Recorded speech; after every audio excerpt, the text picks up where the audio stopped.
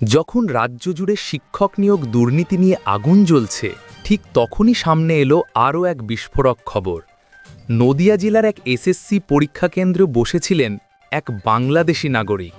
হ্যাঁ, ঠিকই শুনেছেন, একজন বিদেশি নাগরিক শিক্ষক হতে বসেছিলেন পশ্চিমবঙ্গে।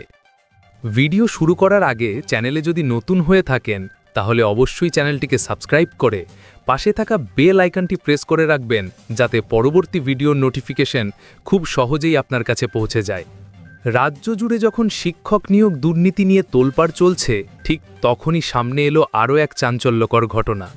পশ্চিমবঙ্গের স্কুল সার্ভিস কমিশনের এসএসসি শিক্ষক নিয়োগ পরীক্ষায় বসার অভিযোগ উঠেছে এক বাংলাদেশি নাগরিকের বিরুদ্ধে। স্বরূপ সরকার নামে ওই ব্যক্তি সম্পূর্ণ বেআইনিভাবে ভারতে বসবাস করছিলেন এবং জালিয়াতি করে পরীক্ষার অ্যাডমিট কার্ড জোগাড় করেন বলে অভিযোগ। এই ঘটনায় রাজ্যের শিক্ষা ও নিরাপত্তা ব্যবস্থায় বড়সড় প্রশ্নচিহ্ন দেখা দিয়েছে। কিভাবে ঘটল এত বড় জালিয়াতি? গত 7ই সেপ্টেম্বর রাজ্যের নবম ও দশম শ্রেণীর শিক্ষক নিয়োগের জন্য আয়োজিত এসএসসির পরীক্ষায় বসেছিলেন স্বরূপ সরকার। অভিযোগ, তিনি আদতে একজন বাংলাদেশি নাগরিক এবং তার কাছে ভারতের কোনো বৈধ নাগরিকত্বের প্রমাণ নেই। কেন্দ্রীয় স্বরাষ্ট্র মন্ত্রকের অধীনস্থ ফরেনার্স রিজিওনাল রেজিস্ট্রেশন অর্গানাইজেশন বা এফআরআরও এই বিষয়ে নির্বাচন কমিশন এবং এসএসসিকে সতর্ক করেছে।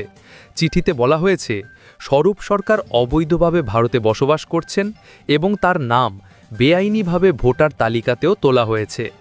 শিক্ষা প্রতিষ্ঠান ও বিশ্ববিদ্যালয়ের সার্টিফিকেটও কি জাল?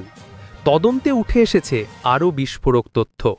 স্বরূপ সরকারের কাছে কৃষ্ণনগর সরকারি কলেজ এবং রবীন্দ্রভারতী বিশ্ববিদ্যালয়ের সার্টিফিকেটও রয়েছে বলে প্রাথমিক তদন্তে জানা গেছে। এই সার্টিফিকেটগুলি আসল নাকি জাল তা খতিয়ে দেখা হচ্ছে। যদি এই নথিগুলি জাল প্রমাণিত হয়, তবে রাজ্যের শিক্ষা ব্যবস্থার গভীরে যে দুর্নীতির জাল ছড়িয়ে রয়েছে তা আরও একবার স্পষ্ট হবে। প্রশ্ন উঠছে, কিভাবে একজন বিদেশি নাগরিক এত সহজে রাজ্যের গুরুত্বপূর্ণ শিক্ষা প্রতিষ্ঠানগুলির সার্টিফিকেট জোগাড় করতে পারলেন? এসএসসি কর্তৃপক্ষের ভূমিকা। এই প্রসঙ্গে পশ্চিমবঙ্গ স্কুল সার্ভিস কমিশন জানিয়েছে যে তারা এফআরআরওর চিঠি পেয়েছে। কমিশনের তরফে জানানো হয়েছে, পরীক্ষায় পাশ করলেও স্বরূপ সরকারকে চাকরির নিয়োগপত্র দেওয়া হবে না, কারণ নিয়োগপত্র দেওয়ার আগে সমস্ত প্রার্থীর নথি কঠোরভাবে যাচাই করা হয়। তবে কিভাবে একজন বিদেশি নাগরিক জাল নথি দেখিয়ে পরীক্ষার অ্যাডমিট কার্ড পেয়ে গেলেন, সেই প্রশ্নের কোনো সদুত্তর মেলেনি। কমিশনের মতে, আবেদনকারীর নাগরিকত্ব যাচাই করা তাদের দায়িত্বের মধ্যে পড়ে না, যা আরও বড় বিতর্কের জন্ম দিয়েছে। নিরাপত্তা নিয়ে উঠছে প্রশ্ন।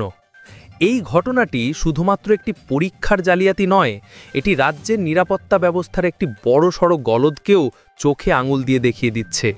কিভাবে একজন বিদেশি নাগরিক পরিচয় গোপন করে বছরের পর বছর এ রাজ্যে বসবাস করতে পারেন এবং সরকারি চাকরির পরীক্ষায় বসতে পারেন, তা নিয়ে উঠছে প্রশ্ন।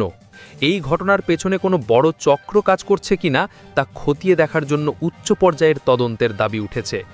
এই বিষয়ে আপনার মতামত কমেন্ট করে জানান।